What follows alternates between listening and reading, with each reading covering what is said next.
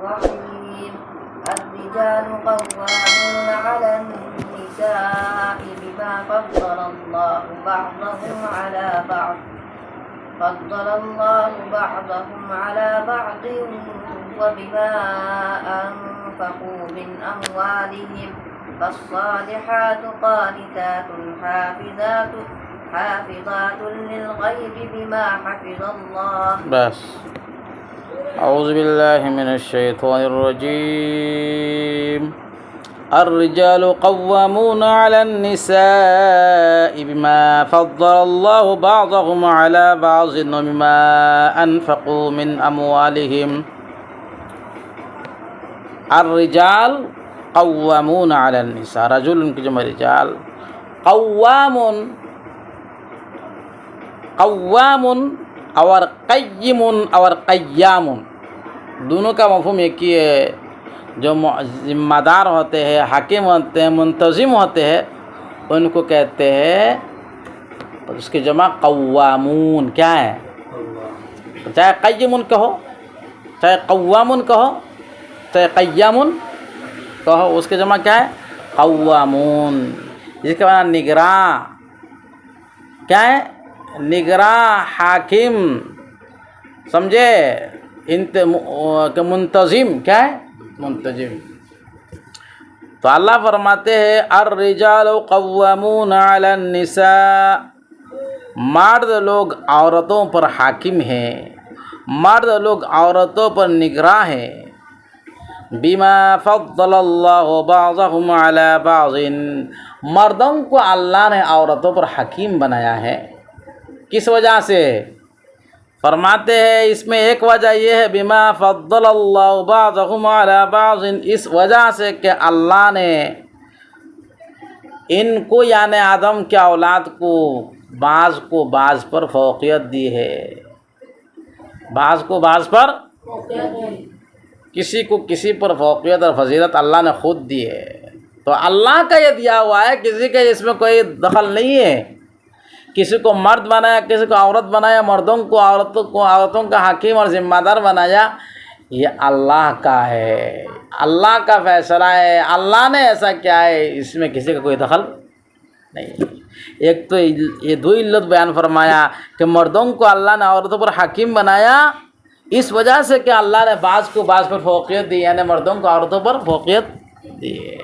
اور دوسری وجہ بیان فرماتے ہو بما انفقوا من اموالہم، تم بالا کو درنا فیٹا خیبے بجتنی او بما انفقوا من اموالہم، اور اس وجہ سے کہ مرد لوگ اپنے مال خرچ کرتے ہیں عورتوں پر. یہ دوسری وجہ ہے، یہ کسبی ہے. ایک تو اللہ نے مردوں کو فوقیت دی ہے، حکیم بنایا، اور دوسری وجہ یہ ہے کہ مردوں کو اللہ نے عورتوں پر اس لیے حکیم بنایا کہ مرد عورتوں پر خرچ کرتے ہیں. خرچ کے ذمہ دار کون ہے؟ مرد ہے. مرد جب شادی کرتا ہے اس کو مہر دیتا ہے، نان نفقہ خرچہ، یعنی ساری ضروریات کے ذمہ دار کون ہے؟ مرد ہے.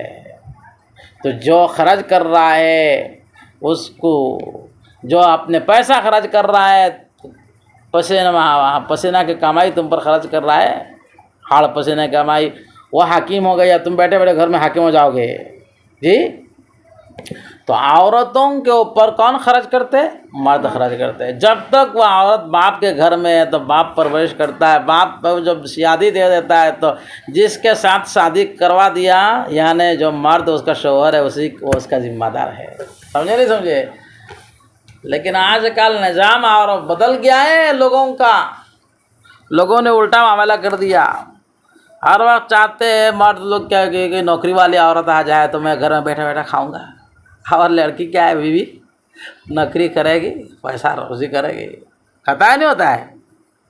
عورتوں کو اللہ نوکری کرنے کے لیے، کمائی کرنے کے لیے نہیں بنایا ہے. دونوں کی ڈیوٹی اللہ نے بانٹ دیا.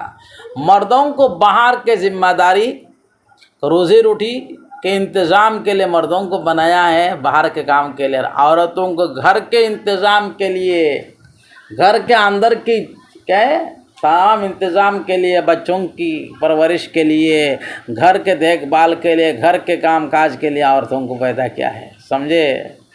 آپ جو لوگ نوکری والے ہوتے ہیں وہ چاہتے ہیں نوکری والی مل جائے، ماسٹر صاحب چاہتے ہیں کہ ماسٹرنی ایک مل جائے، یہی تو چاہتے ہیں نا۔ ڈاکٹر ہے تو سمجھتے ہیں اور ایک ڈاکٹرنی مل جائے، تو دونوں مل کر ڈیوٹی کرو گے تو گھر کون سنبھالے گا بھائی؟ یہی تو ہو رہا ہے نا آج کل دنیا میں۔ ماسٹر صاحب ماسٹرنی کو لے آتے ہیں، اب ماسٹر صاحب بھی ڈیوٹی ہے، ماسٹرنی بھی ڈیوٹی میں، گھر میں تالا پڑا ہوا ہے۔ اب جو بچہ پیدا ہو اس کو کون پرورش کرے گا جی؟ ماسٹر صاحب بھی ڈیوٹی سے آئے، ماسٹرنی بھی ڈیوٹی سے آئے، دونوں دودھ بستر پر لیٹ گئے، سو رہے، کوئی کسی کا پرواہ نہیں۔ تو یہ کوئی زندگی نہیں ہے۔ اللہ نے کمائی کا ذمہ دار کس کو بنایا ہے؟ مرد کو بنایا ہے، اور گھر کے محافظ، گھر کے نگران کس کو بنایا ہے؟ عورتوں کو بنایا ہے۔ سمجھے نہیں سمجھے؟ اس سے الرجال قوامون علی النساء سے عورتوں کی فضیلت میں کوئی کمی نہیں آ رہی ہے، عورتوں کا درجہ نہیں گھٹ رہا ہے، سمجھے نہیں سمجھے؟ بلکہ اللہ نے نظام بنایا ہے ایسا، سمجھے نہیں سمجھے؟ جہاں بھی دو چار آدمی ہو، چار پانچ آدمی، ایک جماعت ہو، ایک نہ ایک نگراں ہوتا ہی ہے، نگراں کے بغیر کام دھرم برہم ہو جاتا ہے۔ اس لیے ایک فیملی کے اندر کوئی نگراں نہ ہو، کوئی حکیم نہ ہو تو فیملی کا سسٹم برباد ہو جائے گا، ہوگا نہیں ہوگا؟ اس لیے عمل کے اعتبار سے، عقل کے اعتبار سے، دیانتداری کے اعتبار سے مرد اس کا زیادہ حقدار ہے، کیونکہ عورتیں عقل میں بھی کمی ہے، دین میں بھی کمی ہے، ان کی دینداری بھی کم ہے، عقل بھی کم ہے، سمجھے نہیں سمجھے؟ کیونکہ حضور نے فرمایا ناقصۃ العقل والدین، ان کے عقل بھی کم ہے اور دین بھی۔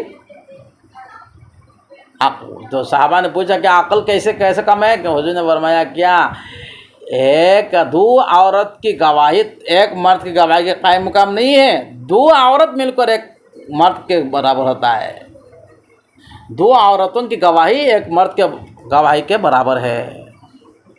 یہ ان کی دینداری کی عقل کی کمی ہے۔ کیا ہے؟ عقل کی کمی ہے، اور دینداری کی کمی یہ ہے کہ ہر مہینہ میں ان کو ماہواری آتی ہے، جس کی وجہ سے وہ نماز چھوڑ بیٹھتی ہے۔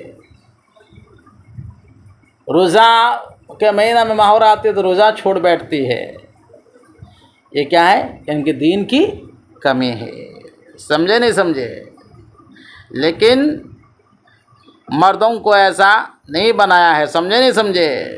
مرد کی عقل بھی سلیم ہوتی ہے، اور مرد ہر اعتبار سے طاقتور ہوتے ہیں، اسی لیے اور باہر کے کام کاج کے ذمہ دار پیسہ کمانے والے مرد ہی ہوتے ہیں۔ اس لیے اللہ تبارک و تعالیٰ نے کیا فرمایا؟ مرد کیا ہے؟ حاکم ہے عورتوں پر، سمجھے؟ لیکن حاکم ہونے کا مطلب یہ نہیں ہے کہ عورت کو پوچھے ہی مت، جو چاہے وہ کرے، ایسا نہیں، بلکہ مشورہ کرے، رائے لے، سمجھے؟ ان کو پیٹے مت، ان سنجیدگی سے کام لے۔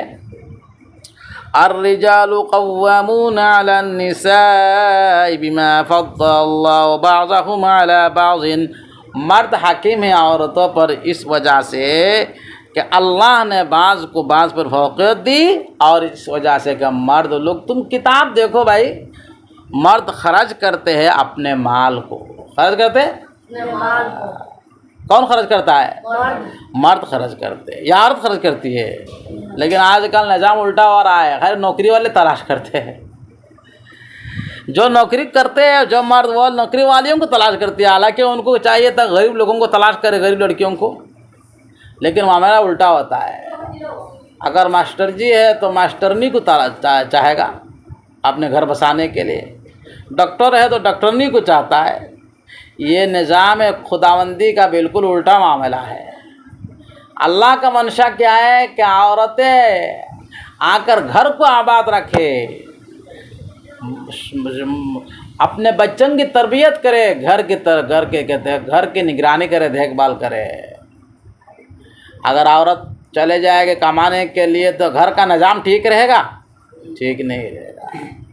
اس لیے یہ بالکل غلط بات ہے کہ عورتیں آج کل کمانے چلی گئی ہے، اور مردوں کو اللہ نے جو کمانے کے ذمہ دار بنایا ہے اس کے الٹا ہو رہا ہے۔ مرد لوگ عورتوں پر خرچ کرتے ہیں، لیکن آج کل مرد جو ہے عورت بن کر گھر بیٹھے رہتے ہیں اور عورتوں کو باہر بھیج دیتے ہیں کمائی کے لیے، بالکل غلط ہے۔ فالصالحات قانتات حافظات للغیب ما حفظ اللہ، چنانچہ نیک عورتیں وہ ہے قانتات جو کیا ہے فرمانبردار ہے اپنے شوہروں کی، حافظات جو حفاظت کرنے والی ہے، للغیب یعنی غیبت میں، شوہر کے غیر موجودگی میں، بما حفظ اللہ اس چیز کی جس کی حفاظت کا اللہ نے اس کو کیا بنایا ہے، محافظ بنایا ہے۔ یعنی اللہ تعالیٰ نیک عورتوں کی صفت بیان فرماتے ہیں، نیک عورتیں وہ ہے جو اپنے شوہر کے اطاعت شعار ہو، شوہر کا فرمانبردار ہو، شوہر کی بات ماننے والی ہو، اور شوہر اگر موجود نہیں ہے تو اس کے مال کی بھی حفاظت کرنے والی ہو اور اپنی عصمت اور پاک دامنی کی بھی حفاظت کرنے والی ہو، یہ نیک عورت ہے۔ سمجھے نہیں سمجھے؟ اگر عورت تم کو لے آئے لیکن تمہاری بات ہی نہیں مانتی ہے، ہر بات میں تمہاری نافرمانی کرتی ہے، تم کہتے ہو کچھ وہ الٹا کرتی ہے، یا تم گھر میں نہیں رہتے ہو تو خیانت کرتی ہے، تمہارے مال کو بے جا خرچ کرتی ہے، خیانت کرتی ہے، یا تو اپنی عصمت اور پاک دامنی کی بھی حفاظت نہیں کرتی ہے، دوسرے شوہروں اور مردوں سے دوسروں سے لائن کنیکشن جڑتی ہے، دوسروں سے پٹ جاتی ہے، تم گھر میں نہیں رہتے ہو، دوسروں کو جگہ دیتی ہے، تو یہ نافرمان ہے۔ کیا ہے؟ نافرمان عورت ہے۔ نیک عورت کون ہے؟ فالصالحات قانتات، نیک عورتیں وہ ہے جو اپنے شوہر کی کیا ہے، اطاعت شعار ہے۔ حافظات للغیب، شوہر کے مال اور اپنی عصمت کی محافظ ہے غیبت میں، یعنی شوہر کے غیر موجودگی میں، اس وجہ سے کہ اللہ نے اس کو محافظ بنایا ہے۔ اللہ نے اس کو محافظ بنایا، ادھر ایک اشارہ ہے کہ اللہ کے مدد ہے، مدد ہی سے تم گناہ سے بچ سکتے ہو عورتیں، اور اللہ کے مدد ہی سے تم اپنے شوہر کے اطاعت شعار بن سکتے ہو، اپنی طرف سے نہیں کر سکتے ہو۔ سمجھے؟ اس لیے خالی نوکری والے دیکھ کر اور خوبصورت دیکھ کر لے آتے ہو اور بات تمہاری بات ہی نہیں مانتی ہے تو کیا فائدہ ہو بتاؤ؟ اگر عورت کماتی ہے، ماسٹرنی ہے، کوئی نوکری والی ہے اور تمہیں غلام سمجھتی ہے تو تمہارے شادی کرنے کا کوئی فائدہ ہوا؟ تمہیں ہر بات پر لات مارتی ہے تو کیا فائدہ ہوا بتاؤ نا؟ خالی پیسہ دے کر شادی کرنے سے ہوگا؟ اور جب تم نہیں رہتے ہو تو دوسرے پروفیسر کو اور ماسٹر کو دعوت دیتی ہے اپنے گھر میں نافرمانی کے لیے، دوسرے سے پڑھتی ہے تو کوئی فائدہ ہوا بھائی؟ تمہارے لیے جینے سے مرنا ہی بہتر ہے نہیں؟ اس لیے غریب گھرانے سے بے سہاروں کو نکاح کرو، مالداروں کو مت دیکھو، نوکری والوں کو مت دیکھو۔ واللاتی تخافون نشوزہن، نشوز کہتے ہیں نافرمانی کو، کس کو؟ اور وہ عورتیں جن کی نافرمانی کا تمہیں اندیشہ ہو، جن کی میاں بیوی کے درمیان کھٹ پٹ ہو جائے، لڑائی ہو جائے، نافرمانی کرتی ہے تو اللہ تعالیٰ اس کا حل بتاتے ہیں۔ کیا بتاتے ہیں؟ سلوشن بتاتے ہیں۔ اگر عورتوں سے نافرمانی ہو جائے تو سب سے ایک نمبر پر اللہ تعالیٰ حل بتاتے، فعظوہن، وعظ یعظ، وعظن کے معنی نصیحت کرنا، فعظوہن، عظو جمع کیسے کرے؟ تو ان کو نصیحت کرو۔ کیا کرو؟ نصیحت کر کو سمجھاؤ بھائی شوہروں کی نافرمانی جائز نہیں ہے، جن کا شوہر ناراض رہتا ہے اللہ ناراض رہتا ہے۔ جو عورت اس حال میں انتقال کرے گا کہ اس کا شوہر اس پر ناراض ہے، وہ جہنم میں جائے گی۔ سمجھے؟ اس طرح ان کو نصیحت کر کے سمجھا نافرمانی سے۔ اگر نافرمانی نصیحت کے باوجود بھی نہیں کرتی، جو چھوڑتی ہے بلکہ نافرمانی کرتی رہتی ہے، تو دوسری نصیحت اللہ فرماتے ہیں، دوسری ترتیب بتاتے ہیں، وَاهْجُرُوهُنَّ فِي الْمَضَاجِعِ، حَجَرَ يَحْجُرُ، حجرن کا معنی چھوڑنا، المضاجع مضجعن کے معنی آتے بستر۔ کیا ہے؟ مضجعن جب مضاجع ہونا بستر۔ اگر اس کے باوجود، سمجھانے کے باوجود بھی سمجھتی نہیں ہے تو کیا کرو ان کو؟ وَاهْجُرُوهُنَّ فِي الْمَضَاجِعِ، ان کو بستروں پر الگ کر دو. بستروں میں کیا کر دو؟ یعنی اس کا بستر الگ کر دو، اس کا بستر الگ کر دو، روم الگ مت کرو. تم ایک پلنگ میں سو جاؤ اور دوسرے پلنگ میں سو جائے، سمجھے، تاکہ اس کے دل پر کوئی چوٹ آئے، اس کا اثر پڑے. یہ دوسری ترتیب بتا رہے، دوسرا طریقہ علاج. اس کے باوجود بھی کام نہیں آئے، پھر بھی نافرمانی کرتی ہے ہر بات پر، تو اللہ تیسرا لائن بتاتے ہیں، تیسرا حل بتاتے ہیں. وَضْرِبُوهُنَّ، ان کو کچھ پٹائی کرو. کیا کرو؟ کچھ مارو ان کو، لیکن اتنا سخت مار مت مارو کہ زخم ہو جائے، ہڈی ٹوٹ جائے. منہ پر مت مارو، ہڈی توڑ دو، زخم کر دو، ایسی نہیں ہے. بلکہ ہلکی پھلکی ان کو سدھارنے کے لیے، اصلاح کے لیے کچھ مارو آہستہ آہستہ. سمجھے نہیں سمجھے؟ لیکن اللہ کے رسول نے فرمایا سب سے اچھا آدمی وہ ہے جو نہیں مارتا ہے اپنی بیویوں کو. انبیاء کرام نے اپنے بیویوں میں سے کسی کو ہاتھ نہیں لگایا. سمجھے نہیں سمجھے؟ تو تیسرا، اگر واس سے کام نہیں آتا ہے، بستر الگ کر کے کام نہیں آتا ہے، تو تیسرے نمبر پر اللہ کیا فرماتے ہیں؟ ہلکی پھلکی مارو. فَإِنْ أَطَعْنَكُمْ، اگر وہ تمہاری بات مان لے، اطاعت شعار ہو جائے، نافرمانی نہ کرے، فَلَا تَبْغُوا عَلَيْهِنَّ سَبِيلًا، تو ان کے اوپر کوئی دوسرا راستہ تلاش مت کرو. اگر اس کے بات مان لیتی ہے، نافرمانی نہیں کرتی ہے، تو دوسرا راستہ تلاش مت کرو، بلکہ ان کو ان کے حالت پر رہنے دو. سمجھے نہیں سمجھے؟